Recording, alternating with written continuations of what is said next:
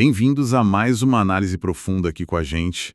Hoje o tema é, olha, um dos livros mais intensos, eu diria, e antigos da Bíblia, o livro de Jó. Exatamente. Um homem descrito como íntegro, justo, com tudo do bom e do melhor, e aí, de repente, perde tudo. Família, riqueza, saúde, tudo. E a pergunta que fica é, como ele reage? Vamos tentar desvendar um pouco essa história. Vamos lá. Para começar, quem era Jó?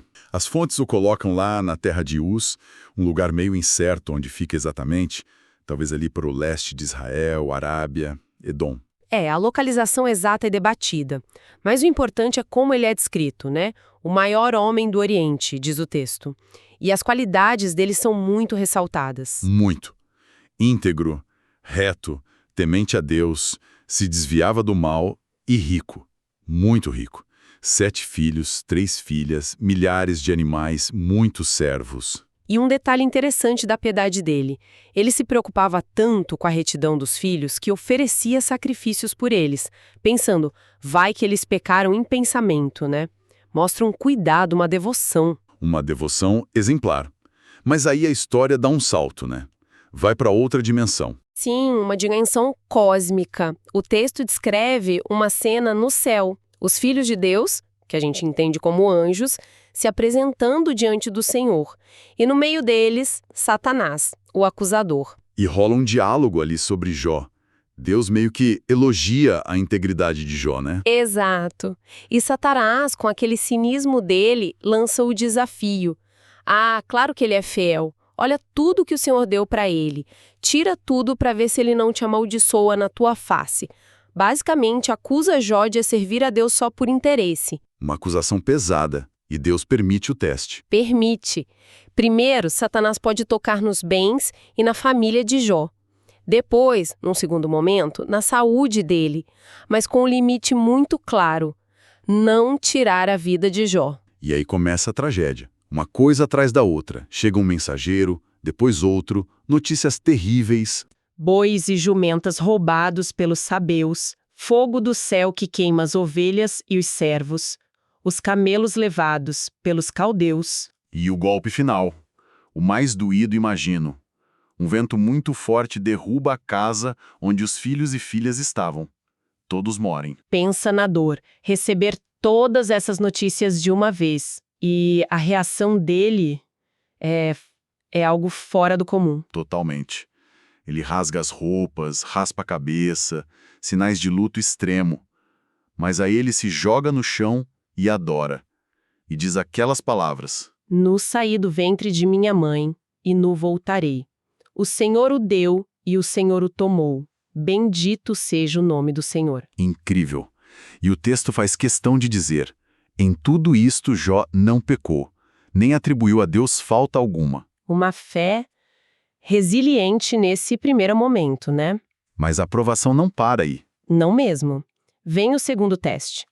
Satanás volta a argumentar no céu e Deus permite que ele toque na saúde de Jó. E aí Jó é atingido por uma doença horrível.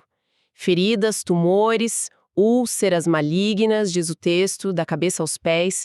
Ele fica ali sentado nas cinzas, se coçando com um caco de telha, uma imagem de sofrimento extremo.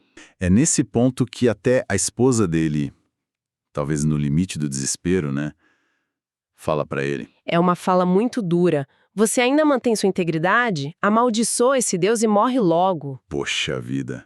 Mas a resposta de Jó é também muito forte. Ele a repreende, né? Você tá falando como uma doida. A gente recebe o bem de Deus e não vai receber o mal também.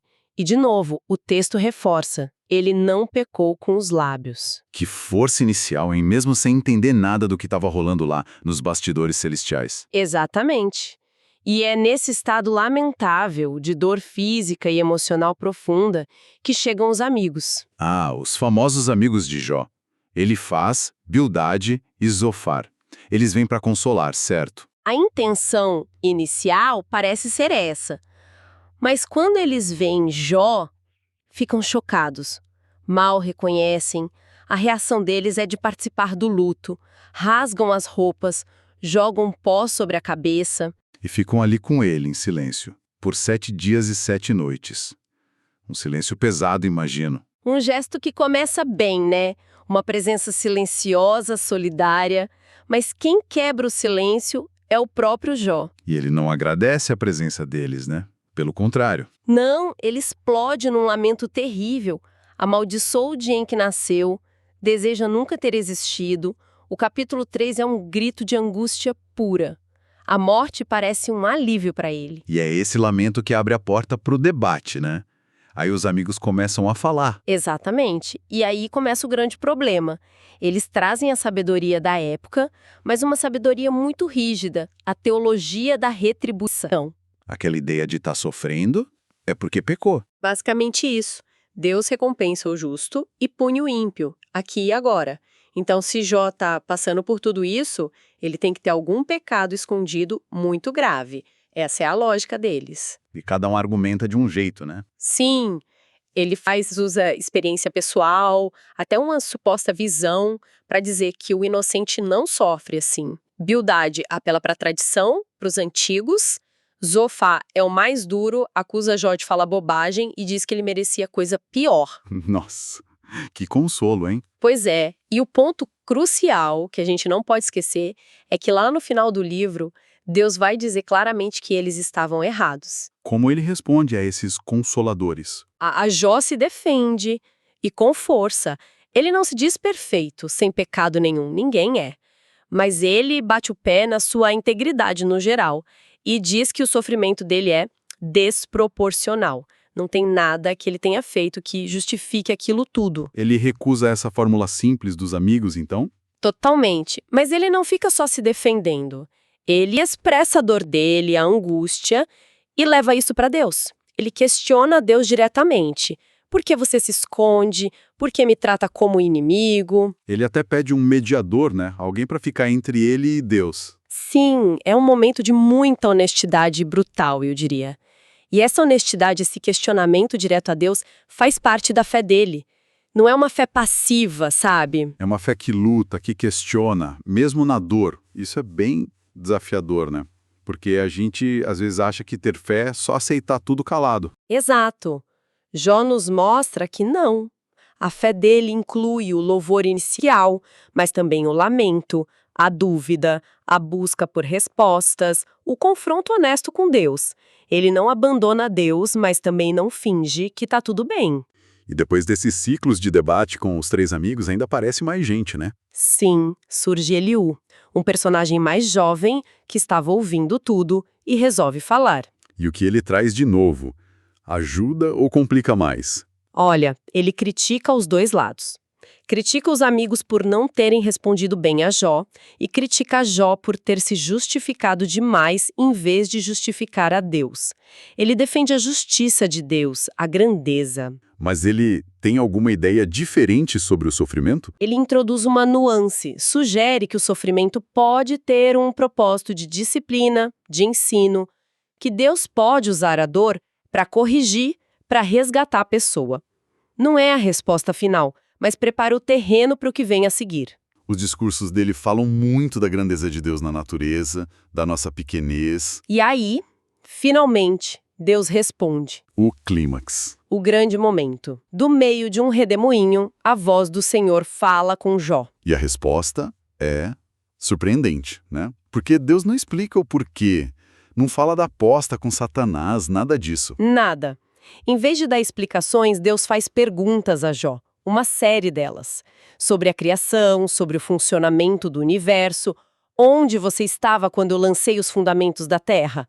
Me diz aí, se você sabe tanto. É quase como se Deus dissesse: você quer entender o meu governo do universo?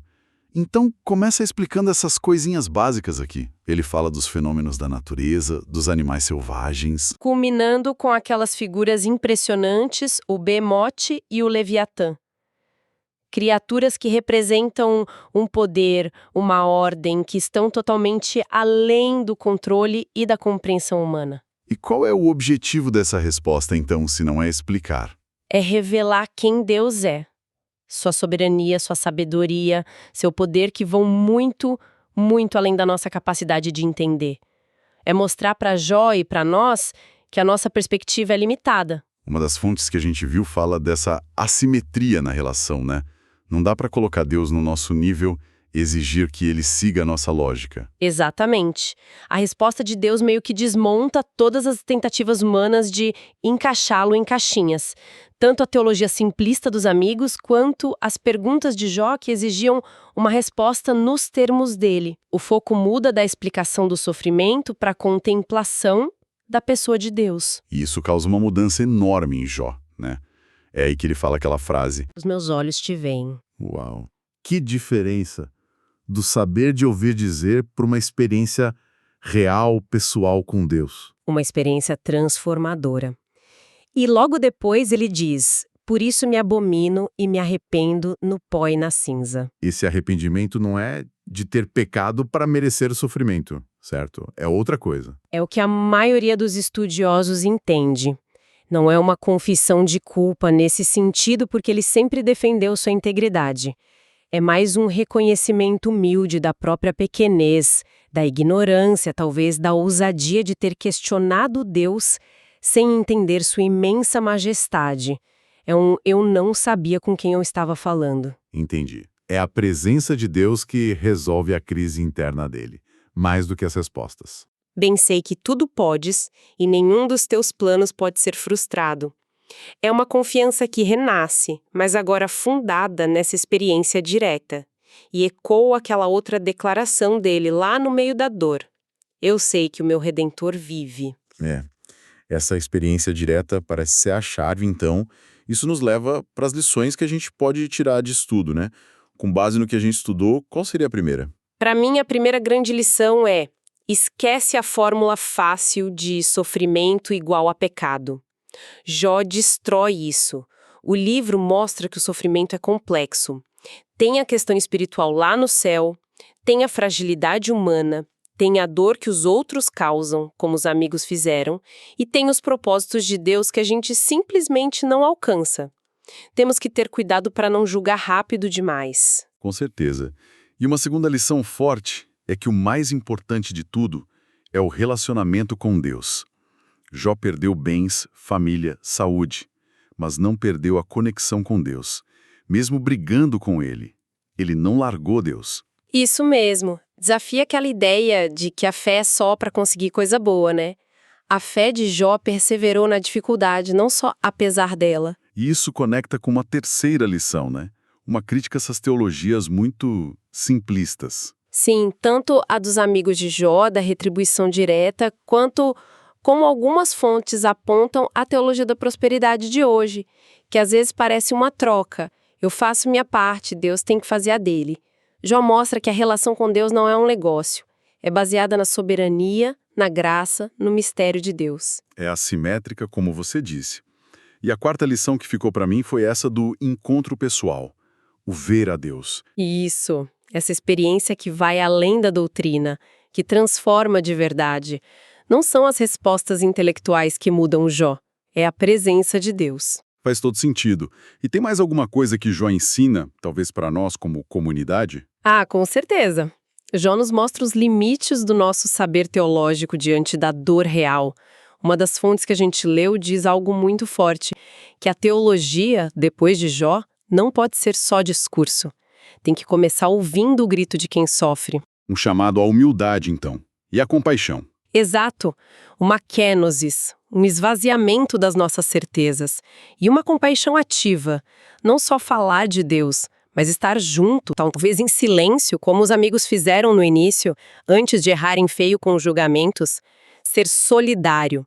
O próprio Jó clama por um Goel, um redentor, um defensor. E no fim, é Deus quem se revela assim. E os amigos, que começaram bem no silêncio, erraram feio quando tentaram impor a teologia deles na dor do outro. Um alerta pra gente hoje. Um alerta muito sério. E a história continua falando, né? Você mencionou a minissérie brasileira, mostra como essa narrativa antiga ainda toca as pessoas. É verdade. Bom, então a gente percorreu essa jornada intensa de Jó. Das bênçãos à perda total, a angústia, o debate, o clamor, até o encontro com Deus. Vimos como as fontes ajudam a gente a entender as camadas dessa história. Uma história rica e às vezes bem desconcertante, né? Sem dúvida. E para quem está nos ouvindo, talvez passando por lutas, a mensagem principal não seja que a gente vai ter todas as respostas para os porquês do sofrimento aqui, mas que a presença de Deus, a soberania dele, a sabedoria dele, isso basta. É um convite a confiar no caráter de Deus, mesmo sem entender todos os caminhos dele. Exato. E fica aquela reflexão que você trouxe da fonte teológica, né? Sim, se a teologia e a nossa fé devem ser também grito do sofredor e silêncio solidário, como é que a gente pode viver isso hoje? Como ser essa presença que consola, que defende a dignidade de quem sofre, sem cair na armadilha do julgamento fácil, das respostas prontas? Como refletir um pouco daquele Deus que se encontrou com Jó no meio da tempestade? Uma pergunta fundamental para a gente levar.